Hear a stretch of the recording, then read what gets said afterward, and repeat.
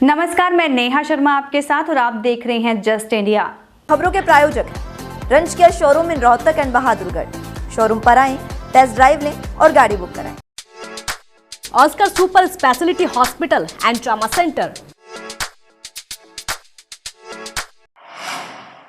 हरियाणा के स्वास्थ्य मंत्री अनिल विज की नाराजगी दूर करने में सीएम मनोहर लाल आखिर कामयाब हो ही गए हैं।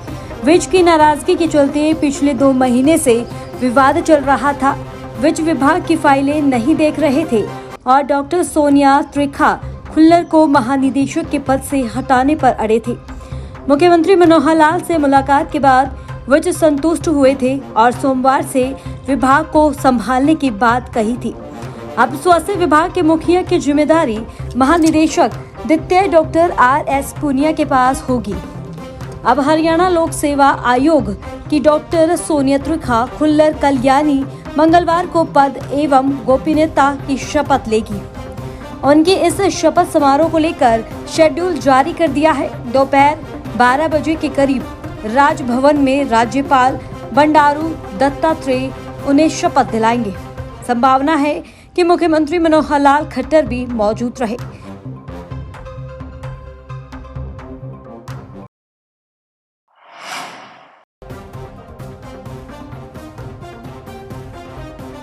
हरियाणा के पूर्व विधानसभा स्पीकर छतर सिंह चौहान का निधन हो गया है। उन्होंने सोमवार को रोहतक PGI में आखिरी सांस ली। डॉक्टरों के मुताबिक उन्हें सांस लेने में दिक्कत थी। वह काफी समय से बीमार चल रहे थे। उनका अंतिम संस्कार 12 दिसंबर को गांव बोंद में किया जाएगा।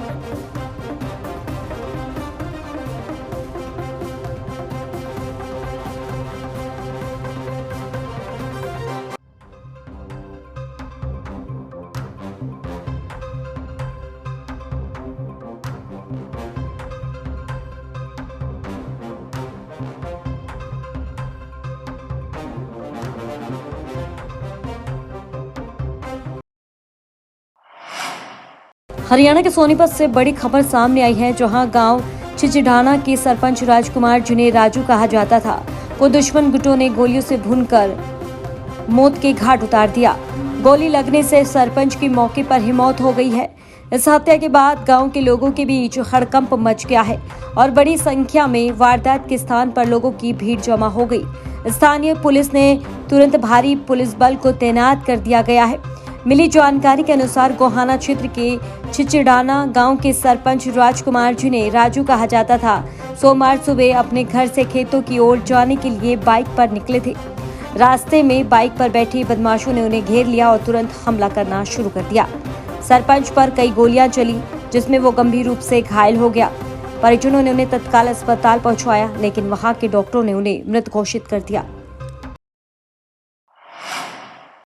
सांसद दीपेंद्र हुड्डा ने कालावाली और रानिया हलके में विभिन्न स्थानों पर जनसभाएं कर किसान आंदोलन के दौरान 750 शहीद किसान मजदूरों की याद में आगामी 24 दिसंबर को सिरसा में होने वाली किसान मजदूर आक्रोश रैली का न्योता दिया गया और प्रमुख नेताओं और कार्यकर्ताओं की मीटिंग लेकर तैयारियों की समीक्षा की। उन्होंने कहा कि हिंदुस्तान अपने 750 किसानों का बलिदान हमेशा याद रखेगा।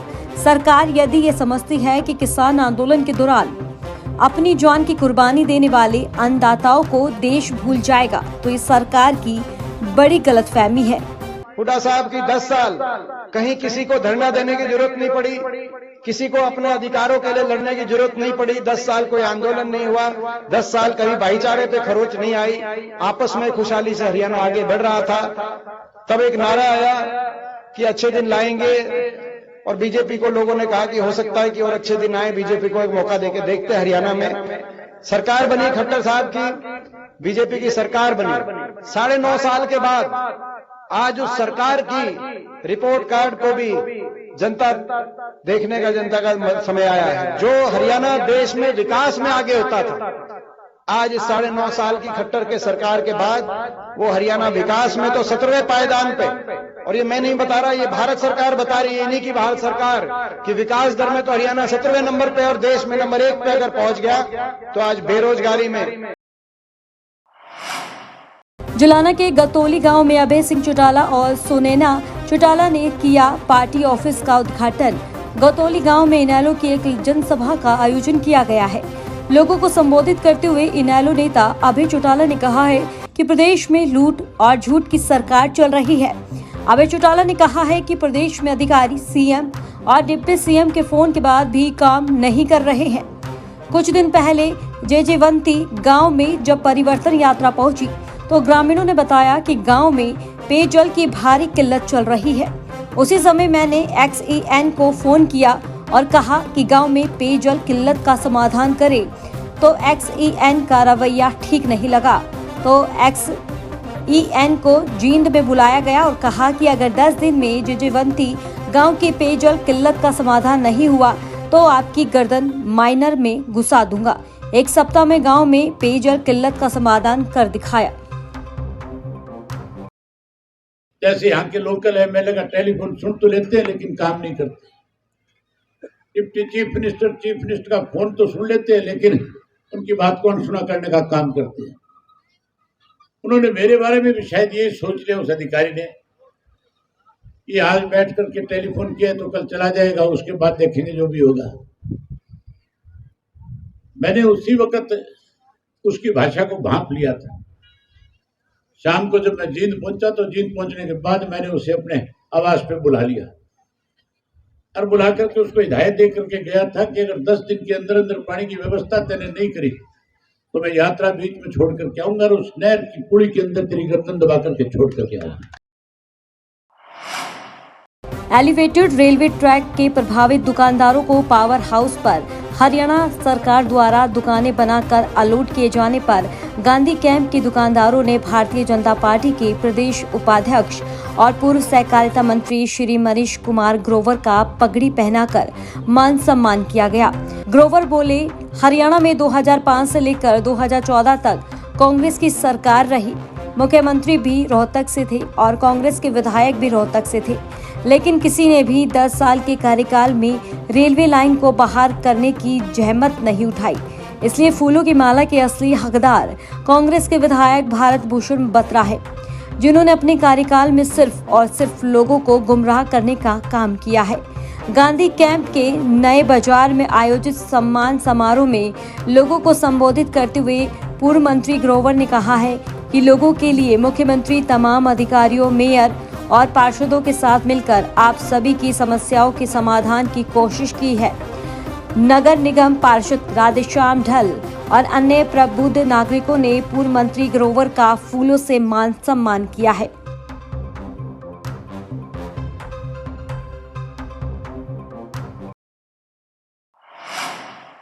दिल्ली से सटे गुरुग्राम के सेक्टर 57 एरिया के एक मकान में 13 साल की नाबालिग मेड को बंधक बनाकर कुत्ते से कटवाया जाता था। मकान मालिक उसे लोहे की रोड और हथौड़े से मारती थी, जबकि उसके 2 बेटे नाबालिग के कपड़े उतरवाकर न्यूड वीडियो बनाते और बैड टच करते थे। 48 घंटे में सिर्फ एक बार खाना दिया जाता और मुंह पर टेप लगाकर रखी जाती थी ताकि वो शोर करे तो बाहर आवाज न आए। उसके हाथों पर तेजाब डाल देते थे। उसे धमकी दी जाती थी कि अगर किसी को बताया तो तेरे परिवार को मारकर तुझसे वैश्यावृत्ति कराएंगे। मेड की मां जिस मकान में बतौर मेड काम करती है, उन मकान मालिक को अपने साथ ले गई और शनिवार को बच्ची को मुक्त कराकर शिकायत पुलिस को दी। महिला थाना ईस्ट में जेजे एक्ट, पॉक्सो एक्ट समेत अन्य धाराओं में FIR दर्ज की गई है।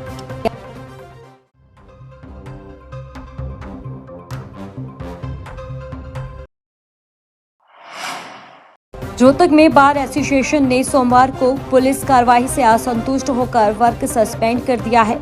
वकीलों ने वर्क सस्पेंड करते हुए कहा कि करीब 1 महीने पहले हुई एडवोकेट की संदिग्ध मौत मामले में पुलिस तुरंत उचित कार्रवाई करे। करीब 1 महीने बीत जाने के बाद भी पुलिस ने कोई संतोषजनक कार्रवाई नहीं की और न ही कोई संतोषजनक जवाब मिला।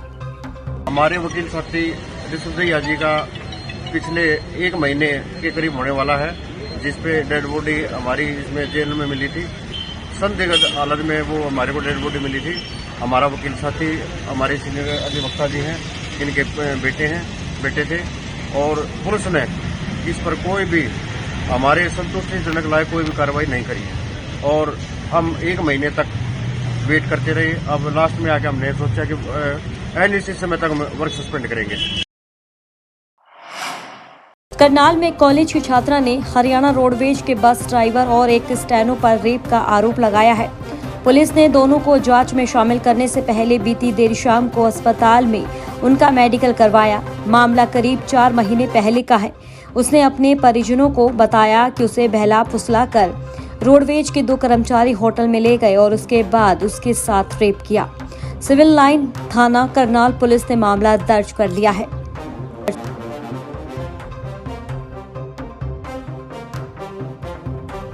अगस्त 4 अगस्त को मुकदमा दर्ज हुआ था जो कोर्ट से अग्रिम जमानत पर, जिनको शामिल तफ्तीश किया जा चुका है। पुलिस छात्रा ने आरोप लगाए थे सर? ये तो मेरे आने के पहले की बात है, मेरे को मुझे मिली नहीं। अब इनके ऊपर आरोप है, औरत नहीं जेंट्स ने मुकदमा किसी की बेटी के।